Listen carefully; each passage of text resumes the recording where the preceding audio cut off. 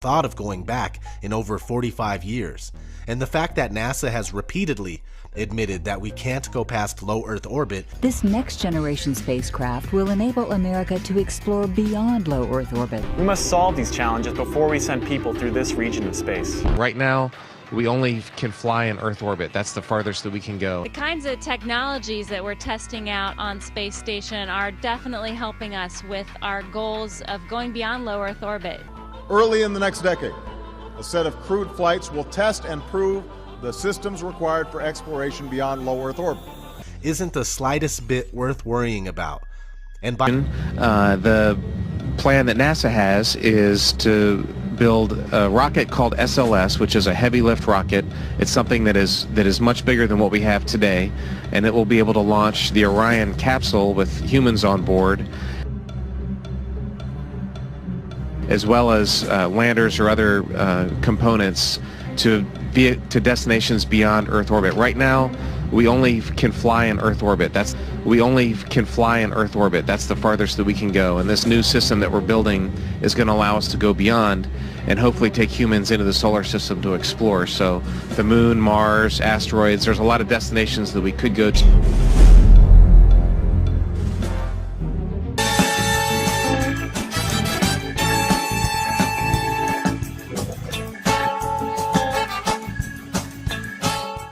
I'm going to start that over again just to make sure I saw what I thought I saw. Did you start the ISS show with a green screen? Yep, they did. I'm sure they'd never use it to fool us. How dare you insinuate men could ever lie? I'm appalled. Alrighty, we're going to get to the bottom of this. Can you see stars from space? First up, Don. Well, then you got Alik Pettit and Mike Massissimo. Watch these two and you decide. Are these two men honest? After that, we're going to hear some others, and we will get our definitive answer. Here goes.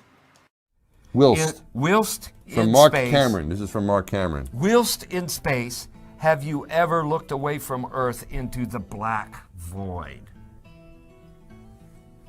Yeah. All because the you can time. see. Yeah, Because you can see the stars. Oh yeah. You know, and pretty much all the time you can see the stars. Yeah. It's not which a is black cool void. thing. I mean, it's black, but there's all kinds of little polka dots. There's all the stars there, and the cool thing is about it, you can see it during the day. Yeah, you can, and there's more than stars. You can see planets.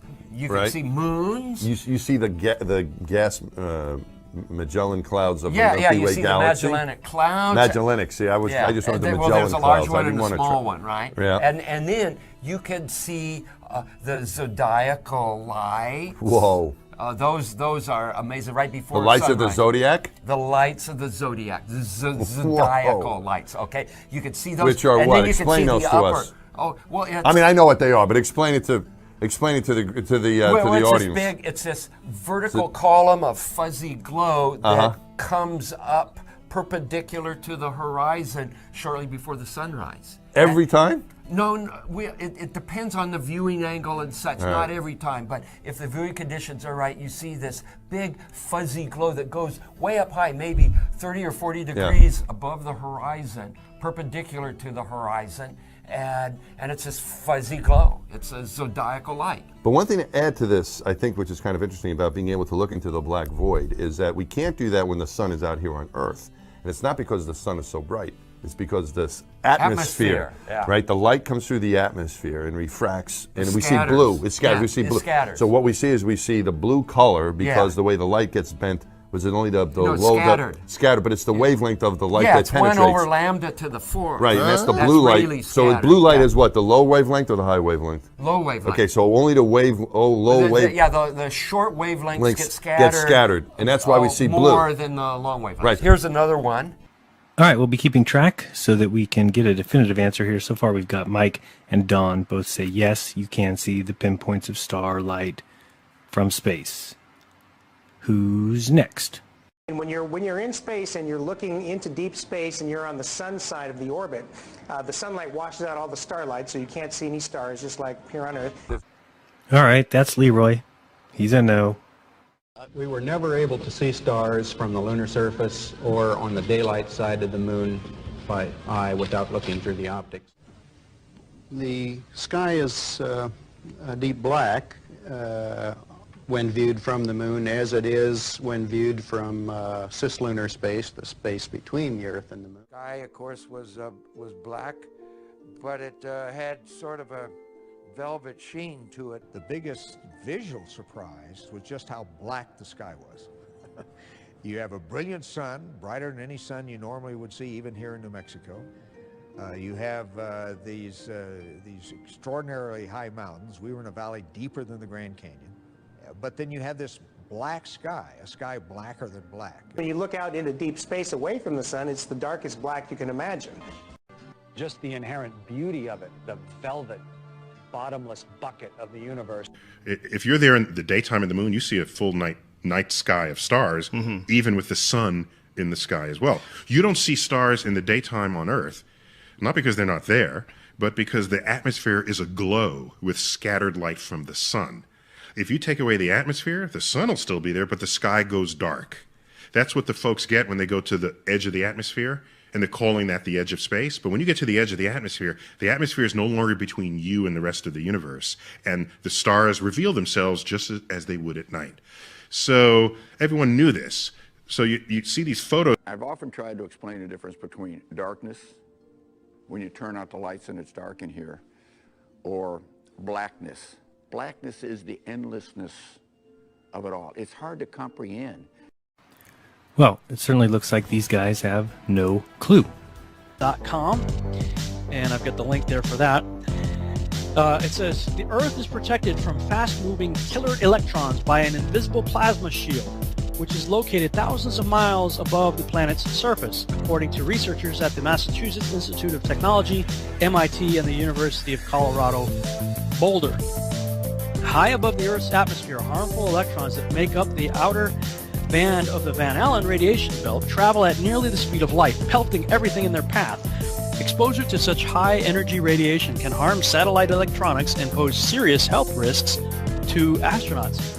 However, despite their intense energy, these electrons circling around the planet's equator cannot come below 7,200 miles from the Earth's surface due to the shield, scientists said in a study published in the journal Nature on Thursday.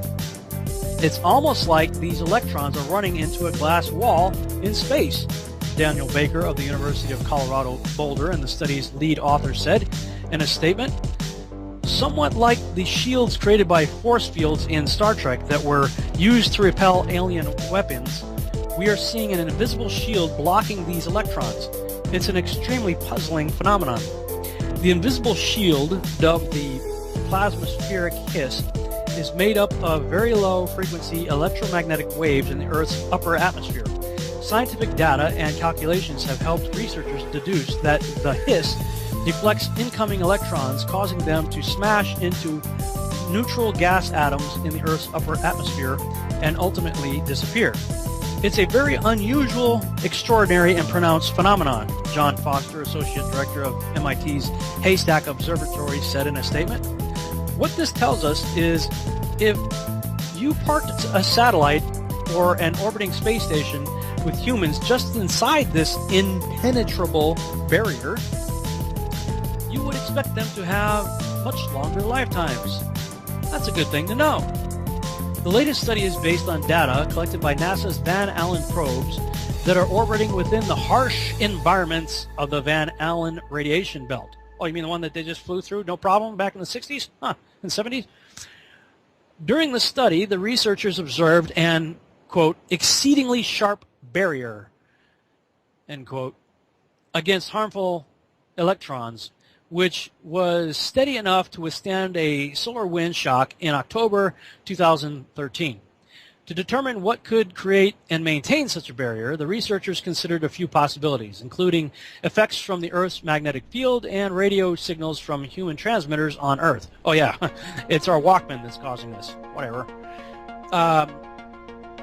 You know, and there's another article I should post where they're saying they basically want to poke a hole or blow up or eliminate even the Van Allen belts. Okay, check this out.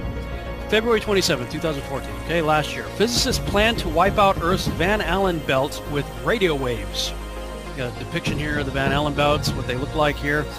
It was just last year that physicists thought they had found the origin of Earth's Van Allen radiation belts, and now a prominent group of them wants those belts dead. It's understandable given the frustration these areas of space can cause to modern astrophysicists. If you want to launch a satellite or a telescope, let alone a human being, the Van Allen belts will be a painful thorn in your side. So, says a growing group of astrophysicists, why not wipe them out altogether? It might seem odd to hear scientists propose destroying a feature of the natural world, but there is a decent scientific argument to be made that these belts provide us nothing useful and that we could lose them without a single negative effect. These guys, they think they came from monkeys, okay? This is the way the Earth is... Okay, all flat Earth globe arguments aside, okay, it's understandable, at least as far as we've been told, that there is a belt of radiation over us. And this belt of radiation apparently helps to protect us from other harmful things coming our way from the sun or what have you. You know, regardless of whether the Earth is a globe or flat,